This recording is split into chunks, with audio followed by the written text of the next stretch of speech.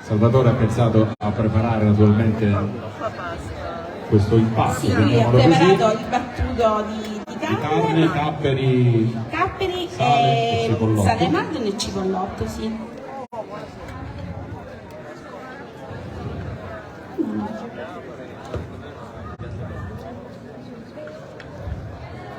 Completiamo con le mani.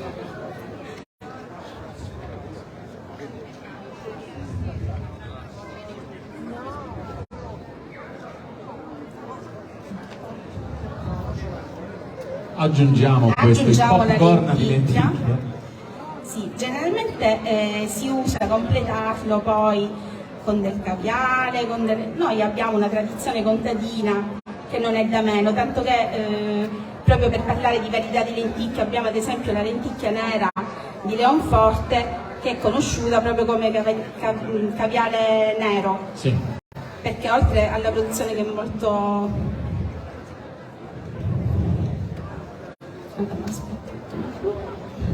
Mettiamo questo burro aromatizzato con delle acciughe.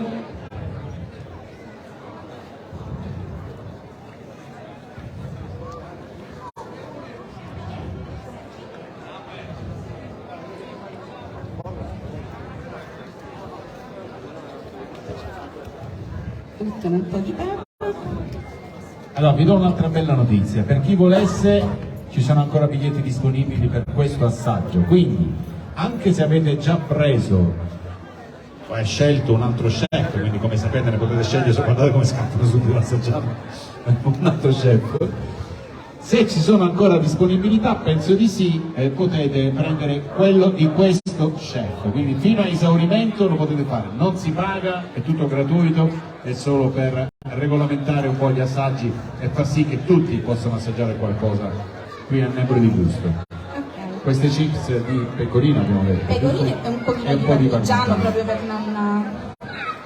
Allora, ora finiamo con i fichi. Questi addolciscono sia i fichi che sì. Un po' l'arancia gli dà quella... Sì, diciamo che siccome abbiamo messo anche un pochino di... Diciamo che l'arancia è più anche per colorare, per dare quella... la classica grattugiata verso degli agrumi, di limone. Allora noi abbiamo preferito fare questa polvere.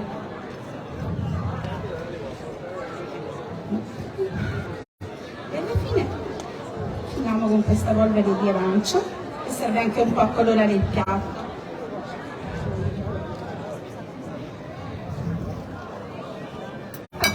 Aspetta, adesso la parte più complicata, tu pensavi che te ne uscivi così.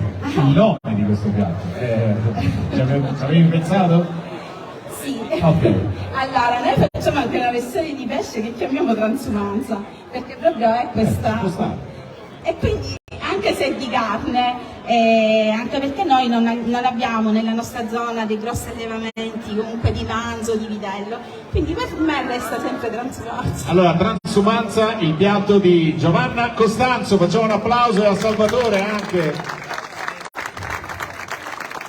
Già l'immagine di vedere un marito che aiuta la moglie, già è... Lo facciamo da 20 anni.